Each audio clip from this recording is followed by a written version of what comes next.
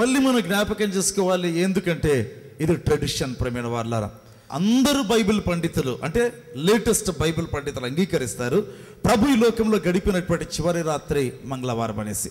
ఏమైనా కానీ ప్రేమైనటువంటి వాళ్ళారా, ఒక్కటి ఈ సమయంలో నేను జ్ఞాపకం చేయాలనుకుంటున్నా. ప్రభు యొక్క కృపలో ఇజ్రాయెల్ దేశానికి నేను వెళ్ళినప్పుడు ఆ యొక్క గెత్సేమనే తోట చూచే భాగ్యం ప్రభు ప్రసాదించాడు. ఆ యొక్క గెత్సేమనే తోట దగ్గర మరి చాలా ప్రాచీనమైనటువంటి తోట అది.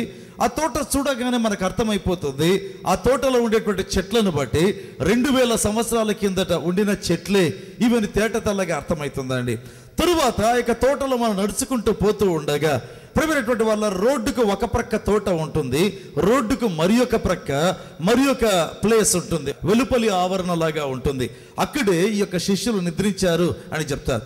సో అక్కడి నుంచి రోడ్డులో మనం ఆ యొక్క గెత్సేమనే తోటలోకి వెళ్ళగానే యేసుక్రీస్తు ప్రభు ఆ యొక్క రాతి మీద చేసినటువంటి ప్రార్థన ఆ స్థలం చూపిస్తారు. అయితే అక్కడ ఒక మాట రాసి ఉంటారు. ఏమని రాసి ఉంటారంటే, యేసుక్రీస్తు ఆ గెత్సేమనే తోటలో రాత్రి సాగిలపడి ప్రార్థన చేసిన స్థలం ఇదే కావచ్చు అన్నారు.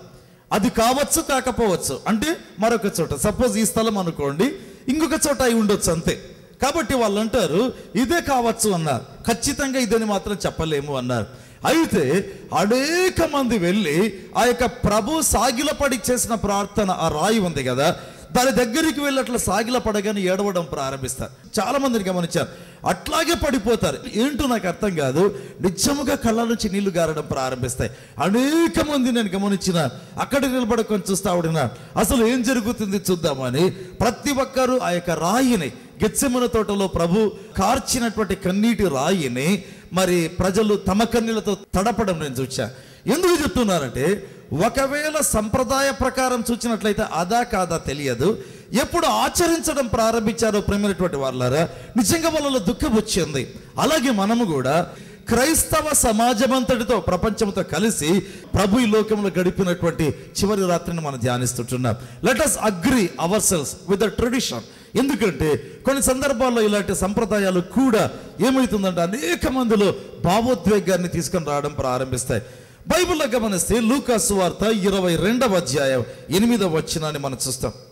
యేసు పేతురును యోహానును చూచి, మీరు వెళ్ళి మనము భుజించుటకై పస్కాను మన కొరకు సిద్ధపరచుడని వారిని పంపెను. చూడండి, ఈ చివరి దినం ప్రభు ఈ లోకంలో గడిపిన దినం చూస్తే ప్రభు అనేకమైనటువంటి వింత స్థితిగతుల గుండా వెళ్ళినట్లుగా చూస్తాం. అంటే ఒక వెరైటీగా ప్రభు ప్రవర్తించినట్టుగా చూస్తాం. ఎప్పుడు కూడా ప్రభువును గమనించినట్లయితే పేతురు యాకోబు యోహానులను తన దగ్గర ఉంచుకున్నాడు. పేతురు యాకోబు యోహానులు ఎప్పుడు యేసు ప్రభు దగ్గరే ఉంటారు. అది రూపాంతర కొండ మీదికి వెళ్ళినా, నిద్రించిన చిన్నదాన్ని లేపేటువంటి సమయమైనా, ఎక్కడ చూచినా ప్రభు ఈ ముగ్గురిని తన దగ్గర ఉంచుకొని ఉంటాడు. సడన్ గా పేతురు దూరము నుండి వెంబడించడం ప్రారంభించాడు. ఎప్పుడు అంటుకొని ఉండేటువంటి పేతురు అనేటువంటి మాట. ఇక్కడ చూస్తే అకస్మాత్తుగా ప్రభు పేతురు యోహానులకు పని పెట్టడం ప్రారంభించాడు. ఒకవేళ మనం అనొచ్చు, లేదా మనం అనుకోవచ్చు, పేతురు యోహానులు చేరి, అందుకే అంటారు కదా దుడుకు పేతురు అంటారు. పేతురు ఒక దుడుకుగా ఒక మాట మాట్లాడచ్చు, ప్రభువా ఎప్పుడు కూడా నేను ఇన్నర్ సర్కిలే కదా, ఎప్పుడు మీ యొక్క ఆంతరంగికమైన గుంపులో ఉండేవాన్నే కదా ప్రభువా. అయితే ఎప్పుడు కూడా తండ్రి మీరు నాకు పనులు పెద్దగా పెట్టలేదే, ఎక్సెప్ట్ సుకారు గ్రామానికి ఆహారం కొనేదానికి అందరూ వెళ్ళారండి 12 మంది. ఇప్పుడు చూస్తే 10 మందిని తన దగ్గర పెట్టుకున్నాడు, వీళ్ళిద్దరిని ఆ పనికి పంపుతున్నాడు. ఏంటి ఆ పని? వెళ్ళాల వాళ్ళు ఆ యొక్క పస్కా బలి పశువు, ఆ యొక్క గొర్రెపిల్ల దాన్ని కొనుక్కోవాలా, తప్పకుండా కొనవలసి ఉంటుంది వాళ్ళు, ఎందుకంటే అది సప్లై చేసినట్లుగా వ్రాయబడలేదు. తర్వాత దాన్ని తీసుకొని యెరూషలేము దేవాలయానికి వెళ్ళాలా, అది ట్రెడిషన్. ఆ యొక్క దేవాలయంలోకి వెళ్ళగా ప్రధాన యాజకుని దగ్గర ఆ యొక్క జంతువును బలి ఇస్తారు.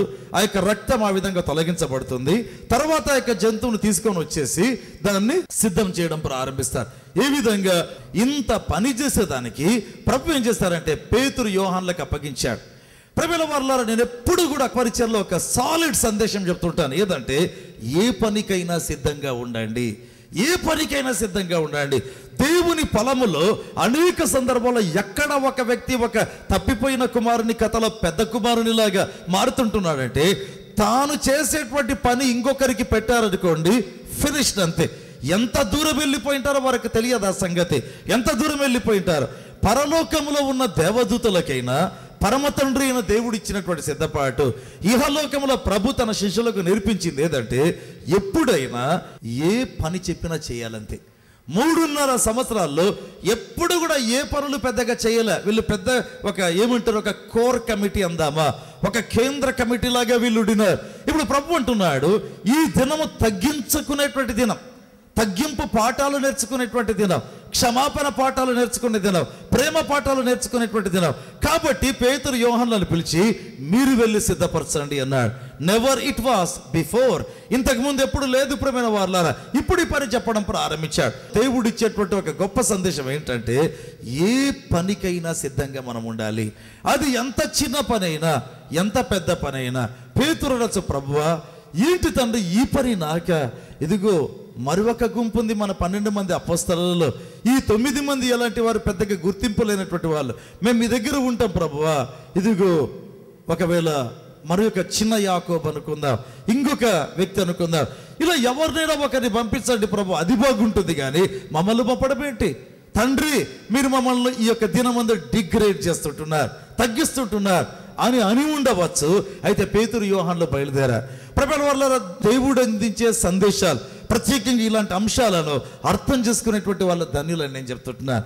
ఎప్పుడైతే నాది ఈ స్థలం అని చెప్పి మనం అనుకుంటామో, ఈ పని నాకు కేటాయించబడింది అనుకుంటామో, ఎప్పుడైతే వేరొక పని అప్పగించబడిందో మనం ఏమైతామంటే ఒక పెద్ద హర్ట్, మన గుండెలో ఒక గాయం అయిపోతుంది.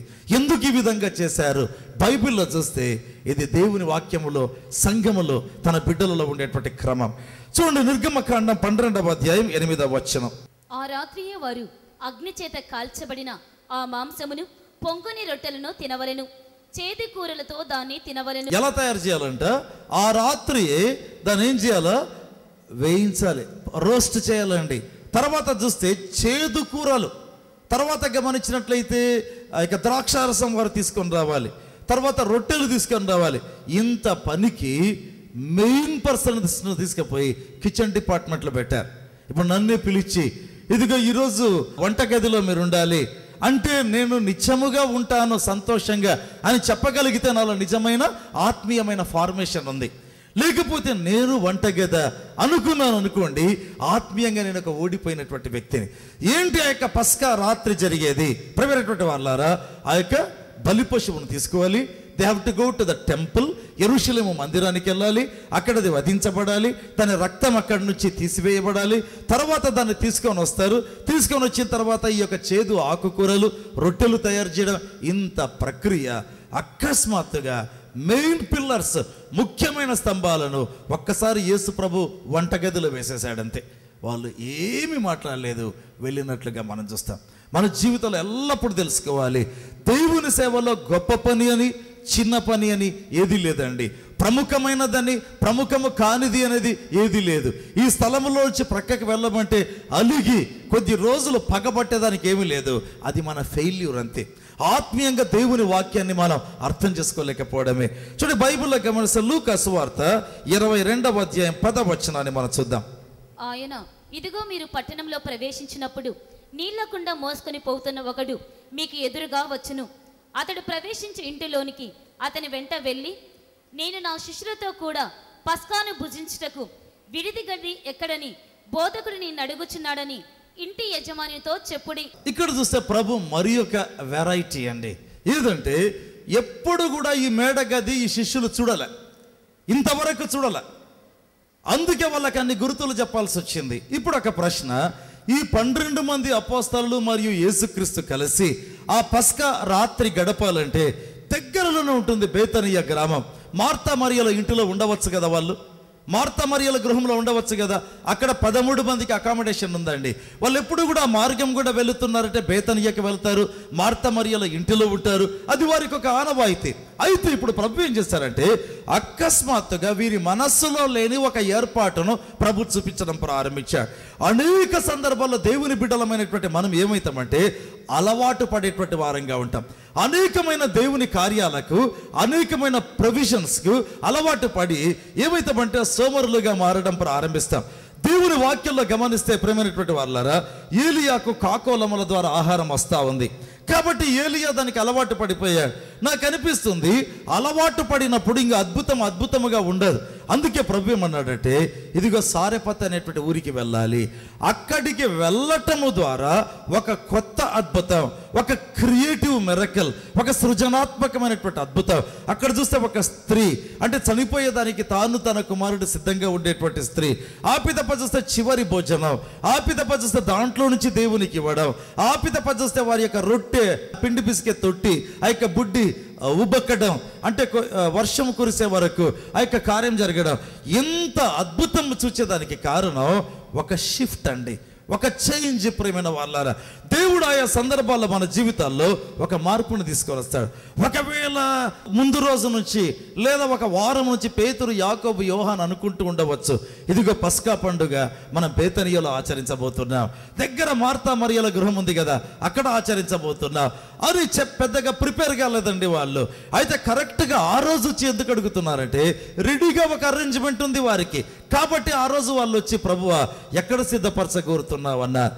ప్రభు అనుకున్నాడు, ఇదిగా వీళ్లకు అద్భుతమైన దేవుని ఏర్పాట్లైన అలవాటుగా ఉండడం మంచిది కాదు. అదే క్రైస్తవ్యంలో ఉండే ఒక పెద్ద పొరపాటు అండి. చాలా సందర్భాల్లో కొన్ని అలవాట్లకు మనం లోనైపోయి అవి చెడు అలవాట్లుగా, దురలవాట్లుగా, అయితే సోమరులుగా మారిపోతాం. అంటే ఒకవేళ బేతనీయ గ్రామమే అనుకోండి, పేతురు, యోహాన్లకు పని లేదు, ఆ యొక్క ఇంటిని వెదకాల్సిన పని లేదు, తర్వాత ఆ యొక్క గొర్రెపిల్లను సిద్ధపరచడం పని లేదు. అంటే కంప్లీట్గా కంఫర్టబుల్గా సోమరులుగా ఉండి నేరుగా పోయి ఆచరించడం. మన జీవితంలో ఎప్పుడైనా ఒక్క తలుపు మూయబడింది, రెండవ తలుపు తెరవబడతా ఉంది అంటే మళ్ళీ నూతనమైనటువంటి డైరెక్షన్ అండి, నూతనమైనటువంటి దర్శనం, నూతనమైనటువంటి రెవల్యూషన్స్. అందుకే బైబిల్లో గమనిస్తే యేసుక్రీస్తు ప్రభు వీళ్ళని చూసి చెప్పినటువంటి మాట, మీరు పట్టణంలోనికి వెళ్ళండి, వెళ్ళగానే మరి పట్టణంలోనికి నీళ్లు మోసుకొని పోతున్నటువంటి ఒకటి కనిపిస్తాడు. అతని వెంబడి మీరు వెళ్ళినట్లయితే ఒక ఇంటికి మీరు వెళ్తారు. అక్కడికి వెళితే మీరు ఆ యొక్క ఇంటి యజమానిని చూచి, మా బోధకుడు పస్కాను ఆచరించేదానికి ఎక్కడని అడుగుతున్నాడు, విడిది అడుగుతున్నాడంటే ఆయన పెద్ద మేడగది చూపిస్తాడు. అది గొప్ప సామాగ్రి కలిగినటువంటి మేడగది. ఇంత ఎక్సర్సైజ్ అండి, అంటే విశ్వాసపు ఎక్సర్సైజ్, ప్రవచనాత్మకమైనటువంటి ఎక్సర్సైజ్. ఇప్పుడు ఒక యాంగ్జైటీ వెళ్ళేటువంటి పేతురు, యోహాన్లకు పట్టణంలోనికి వెళ్ళగా చూస్తూ ఉన్నారేమో, ఎక్కడ కనిపిస్తాడు, కడవను మోసుకొని పోయేటువంటి వ్యక్తి అని చూస్తూ ఉన్నారేమో. తర్వాత బైబిల్లో చూస్తే అతడు నీళ్లు ఉండేటువంటి దాన్ని తీసుకెళ్ళడంలో మోసుకొని పోతున్నాడు. అంటే ఒకవేళ ఎదురుగా ఒక వ్యక్తి నీళ్లు తీసుకొని పోయేదానికి వచ్చాడేమో, ఖాళీ కడవ. ఇప్పుడు జాగ్రత్తగా ఉండాలి, ఆ వ్యక్తి ఈ వ్యక్తి. అందుకే దేవుని మాటలు ఎప్పుడు వినడం ప్రారంభించాలి. చూస్తే నీళ్ల కుండను మోసుకొని పోతున్నా, కాబట్టి బావి దగ్గరికి ఖాళీ కడవ తీసుకొని వచ్చే వ్యక్తి కాదు, ముంచినటువంటి నీళ్లు లేకపోతే కడవ మోసుకొని వెళ్ళేటువంటి వ్యక్తి. కాబట్టి దేవుని వాక్యాన్ని ఎలా పాటించాలి, దేవుని సేవ చేయాలంటే ఎంత జాగ్రత్తగా ఉండాలి. కాబట్టి ఆ చూపులతో వీరు వెళ్ళాలి. అదే బేతనీయ గ్రామం ఏంటి, ఇవన్నీ ఉండేవి కాదండి. అక్కడికి వెళితే ఆ వ్యక్తి కనిపించాడు, వెంబడి వెళ్ళినట్లుగా చూస్తాం. అక్కడికి వెళితే అక్కడ ఒక వ్యక్తి ఉంటున్నాడు. ఎవరు ఆ వ్యక్తి? ఆ ఇంటి యజమాని. ఆయన పేరు చెప్పాల, ఎందుకంటే వీళ్ళకి తెలియదు ఆ పేరు. ఇంతవరకు లేని కొత్త ఏర్పాటు ప్రభు చేయడం ప్రారంభించాడు. ప్రియమైన వాళ్ళారా, మన జీవితంలో మనం తెలుసుకోవాలి, వెరైటీ ఆఫ్ మిరకల్స్కి సిద్ధంగా ఉండాలి. ఎప్పుడు ఒకే రకమైంది కాదు, అది వద్దని నేను చెప్పడం లేదు. అయితే దేవుడు తన యొక్క అనాది కాల సంకల్పములో, తన సర్వశక్తి మత్వములో అనేకమైనవి చూపడం ప్రారంభిస్తాడు. దేవుని వాక్యంలో గమనిస్తే ఆ యొక్క పెద్ద మేడగది సామగ్రి కలిగినటువంటి మేడగది. ఇశ్రాయేలు యొక్క సంప్రదాయం ఏంటంటే, పస్కా పండుగ అనేటువంటిది వారి యొక్క పండుగలలో అన్నిటికంటే గొప్ప పండుగ అండి. యెరూషలేము పట్టణం ఏమవుతుందంటే సర్వసిద్ధమవుతుంది పస్కా పండుగ అనగానే. యూదుల యొక్క ట్రెడిషన్ లేదా హెబ్రీయుల యొక్క ట్రెడిషన్ ఏంటంటే, ఆ యొక్క పండుగ రాగా ప్రతి ఒక్కరు కూడా తమ ఇంటిలో మరొక ఫ్యామిలీని ఉంచుకోవాలి. ఎలా ఉంటుందంటే, ఇది మామూలుగా పల్లెలలో ఆలయ ప్రతిష్ట పండుగ అని చేస్తారు. పట్టణాల్లో అంత ఘనంగా చేయరు కానీ పల్లెల్లో చేస్తారు. క్రిస్మస్ కంటే, ఈస్టర్ కంటే చాలా గొప్పగా చేస్తారు.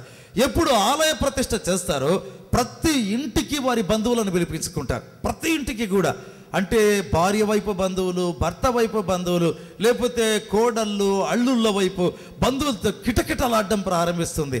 అట్లాగే యెరూషలేములో కూడా పస్కా పండుగ వచ్చిందంటే వాళ్ళు తమ ఇంటి తలుపులు తెరుస్తారు. ఎందుకంటే యెరూషలేము వెలపల నుంచి ఎవరైనా ఈ యొక్క పండుగను ఆచరించేదానికి వచ్చినట్లయితే వారికి విడిది గది ఏర్పాటు చేస్తారు. అంత ఘనంగా చేస్తారు ఆ యొక్క పస్కా పండుగ. కనుక ఏ ఇల్లు అయినా కూడా ఓపెన్ అంతే. యెరూషలేములో పస్కా పండుగ ఆచరణ జరుగుతుందంటే ప్రతి ఇల్లు కూడా ఓపెన్ కావాలి.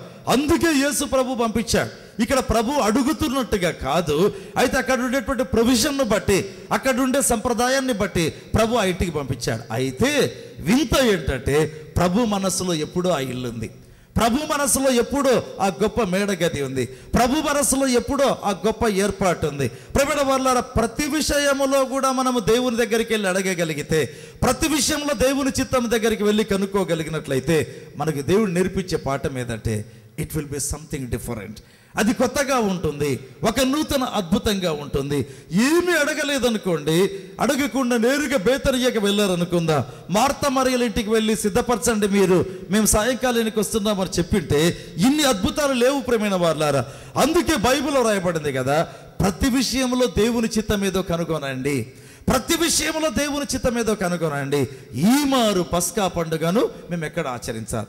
ప్రభు 3.5 సంవత్సరాలు ప్రియమైనటువంటి వారలారా ఈ యొక్క పస్కా పండుగను శిష్యులతో కలిసి ఆచరించాడు. ఎందుకంటే 3.5 సంవత్సరాల పరిచర్య.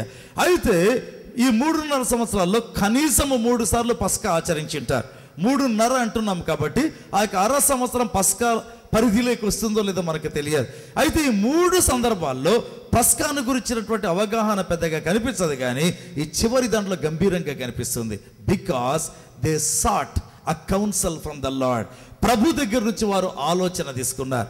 అందుకే మన జీవితంలో ఎల్లప్పుడూ తెలుసుకోవాలి, దేవుని సన్నిధానంలో చేరి, అంటే మనం తీర్మానాలు చేసే సమయంలో, మనము ఆలోచన చేసేటువంటి సమయంలో దేవుని చిత్తము కనుక్కునే దానికి మనం ప్రార్థించేటువంటి వారంగా ఉండాలి.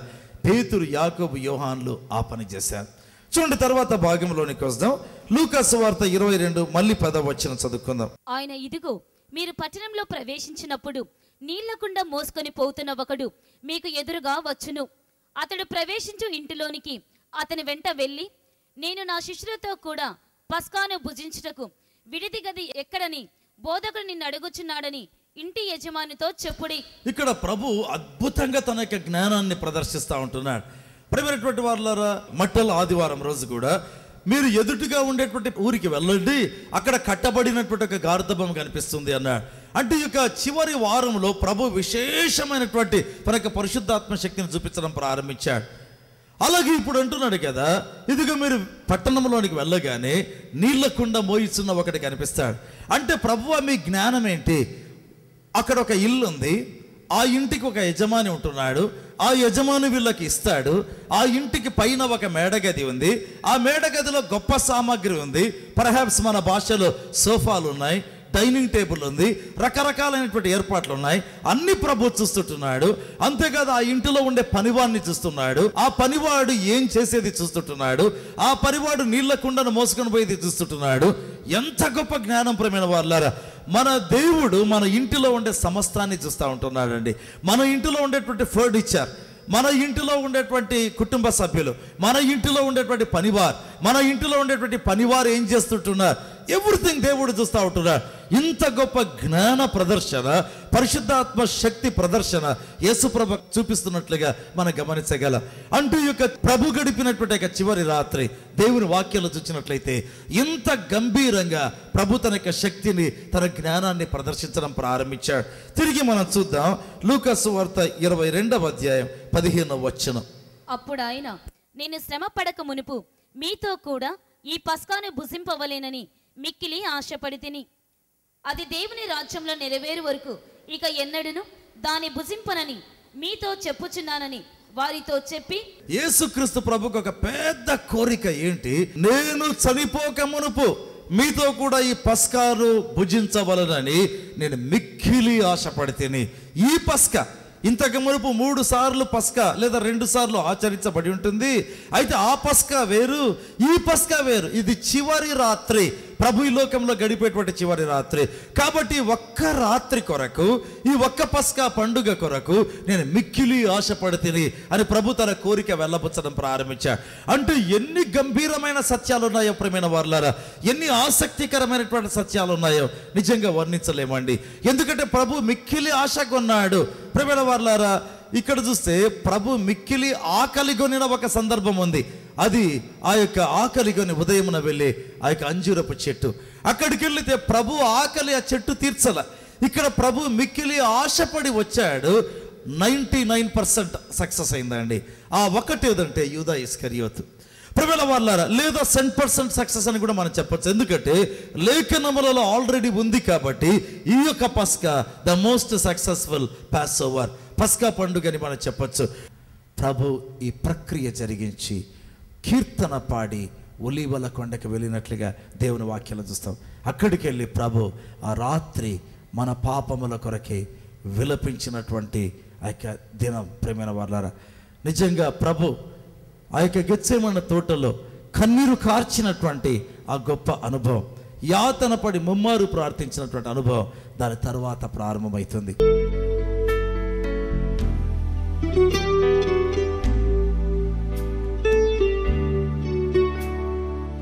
దేవుని వాక్యము విన్నటువంటి దేవుని బిడ్డలారా, ప్రార్థనలో ఏకీభవిద్దాం. ప్రభు చేతుల మీదుగా ఆశీర్వాదాలు, అద్భుతాలు మనం పొందుదాం. ఈ వారపు కార్యక్రమాన్ని గుంటూరు జిల్లా దుగ్గిరాల నుండి స్పాన్సర్ చేసినటువంటి సిస్టర్ ఏ ప్రమీల గారిని జ్ఞాపకం చేసుకుందాం.